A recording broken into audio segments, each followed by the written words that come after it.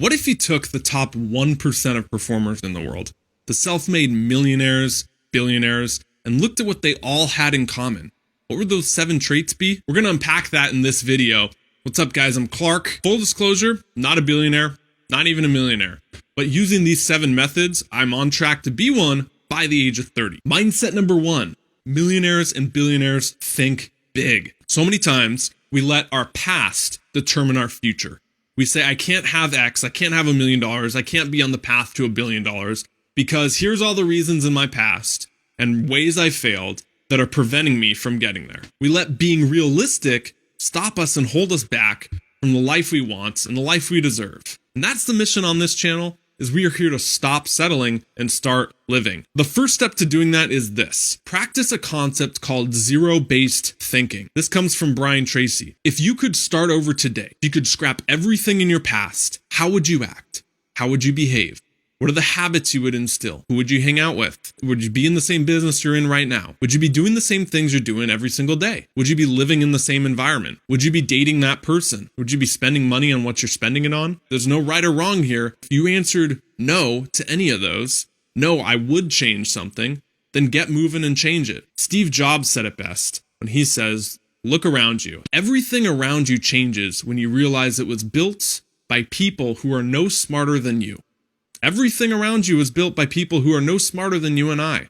Allow yourself to dream, to think big, and that's how you get the results. That's how you break past the limiting beliefs, practice zero-based thinking, and just go for it. All right, now that we've thought big enough, let's talk now about the nitty-gritties on how to get rich, okay? There's 2 ways I like to think about this. Derek Halpern likes to tell the story about a locksmith. Now, this guy starts out and he goes around to clients' house and unlocks their locks that are stuck. First, it takes him 2.5 hours.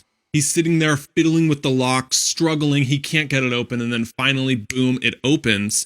That'll be $250. Well, what happens? Over time, this locksmith gets better and better at his job. So pretty soon it starts taking him an hour, 30 minutes, and then eventually he can get that lock open in just 10 minutes. That'll be $250. What he noticed is when he charged people $250 for the 2 hours, they would happily pay it. But as this locksmith started getting better and better at his job, the time went less and less, and he charged the same amount. His client started throwing a fit. What do you mean $250? I saw you open that lock with the click of a button in 10 minutes. But what the locksmith understood is that he wasn't compensated for his time. 2.5 hours it took him to open the lock. What the customer didn't understand is that the locksmith is compensated for the value. You and I need to adopt that mindset of being compensated for the value, the results we give to a company, to an organization, to ourselves, in our business, to others, instead of the amount of time we put in. So to summarize, ditch the time for hours mindset and start thinking of the value for dollars mindset. The second way on this, point number 3, increase the size of those you serve. Jim Rohn, legendary motivational speaker, said, the more I serve, the more I earn. I know a trainer at the gym I go to, good friends with him. This man works himself sick. He works 12-hour days, probably 5 days a week, trains 50 to 60 clients every single week. He's very open with me. He makes about $80K a year. What's wrong with this? Is that he's tapped out. He's pushed himself to the max. $80K is the most amount he will make. Now, what would happen if he took 1 or 2 days off and instead of $80K for 50, 60 clients, he trained 40 or 30 clients and brought in $40K a year. But in those 2 days, he focused on serving the masses. In other words, he got out of that 50 to 60 people is all I can serve, and he put it into creating videos on YouTube. He put it into growing an email list. He put it into marketing himself as a trainer online, going after the masses of people. Pretty soon over time, might not be instantly, he would eventually make that difference of that 40K a year. Because once you know how to make 40K, it's easier to scale that up to 400K. If he took 1 or 2 days and focused on how do I serve the masses? How can I scale what I'm doing? Can I film these workouts and post them online? Can I attract people to me by giving away free information? And then eventually release products to them, and pretty soon over time, you're making that difference of that 40K by now working 3 days a week instead of 5. Mindset of self-made millionaires and billionaires number 4, communicate. I love the quote Tony Robbins has. He says, the quality of your life is the quality of your communication. And this really comes down to two areas: how well you communicate with yourself, what we talk about on this channel, right? Our internal self-talk, the dialogue we're telling ourselves, the zero-based thinking, but also how well you communicate with others. Look at self-made millionaires and billionaires. Look at Steve Jobs. Look at Oprah. Look at Tony Robbins. Look at Bill Gates. What do they have in common? They have a method of speaking to people that connects. Warren Buffett, one of the richest men of all time, said that taking Dale Carnegie's public speaking course was one of the best investments he's ever made in himself. Let's end this on a quote from Tim Ferriss out of the 4-Hour Workweek.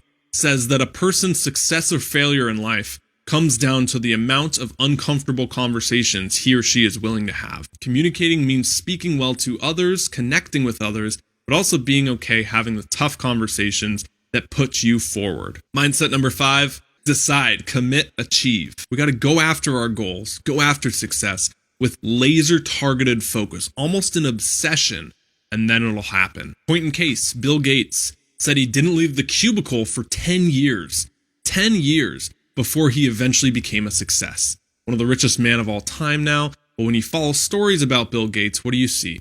You see him speaking on stage, you see him revealing products, you see him talking with people. You don't see him hunched over in a cubicle for those 10 years he was grinding it out and killing himself just to become successful. Bill Gates didn't try 50 things and then stumble across one that worked. He went after one with laser targeted focus. One of my biggest lessons of 2016, I was just looking at it in my journal. It said, I used to think I'll try things until something's successful. Now I think I'll commit and stick at something until it's successful. This image right here really illustrates the point. We don't know sometimes how close or far away success is. What if you quit 10 feet before the finish line?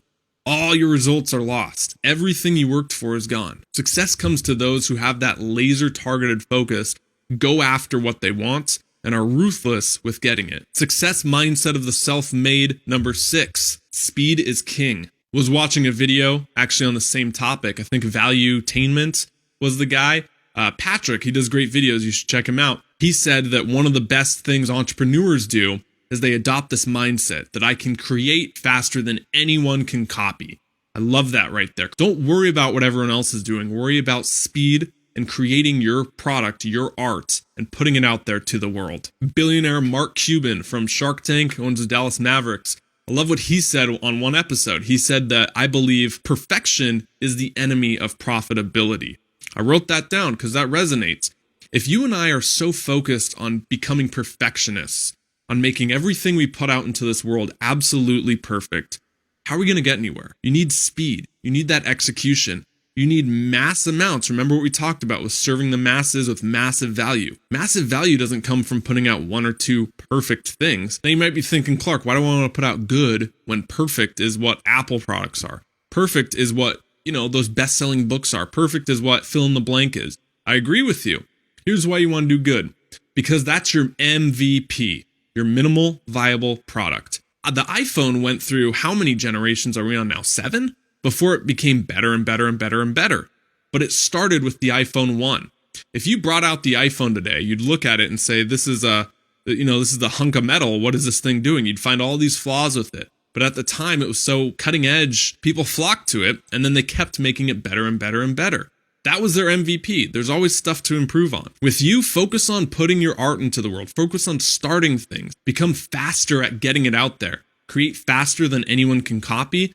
That's how you get ahead with business. Success mindset number 7, the last one, model the masters. Again, going back to a Jim Rohn quote, success leaves clues. One truism that's very spot on is you are who you hang around. Birds of a feather flock together. If you look at your 5 people you hang around most, you're the average of them. So you got to seek out people. It's why it's important to seek out people who are ahead of you and average yourself up instead of hanging around what's comfortable or even what feels good. Subconsciously, if you hang around people who are doing worse than you, you get an ego boost from that because you're the successful one. You shouldn't feel like that amongst your friends. Find 5 people, find communities like this one, find people online now. We're globally connected. And average yourself up into the top 5 people you hang around most. Seek out mentors, seek out coaches, seek out people who have been there that you can learn from and shorten the learning curve. There you go. Those are the 7 mindsets of self-made millionaires and billionaires. My name's Clark. I would love it if you subscribe to this channel. If you like this video, please give it a big thumbs up. In the comments down below, post your success mindset, the thing that we left out in this video that you would like to add. Last thing, if you're looking to start a business, if you're looking to just create things around what you're passionate about, I posted an ebook on the Kindle store called the YouTube Success Formula. Now, this is how you can use video. This is how you can use online media to really get into business, because it's one of the best times to do so. It's growing 50% year after year. You want to get in this now. And this is just a short little, I think, $3 ebook that when you buy, you'll get access to 3 additional bonuses that are exclusive that I use with coaching clients and 7-figure businesses I do consulting with. Thank you so much for watching this video. Please share it with anyone you want to inspire. And until next time, stop settling, start living. See you guys.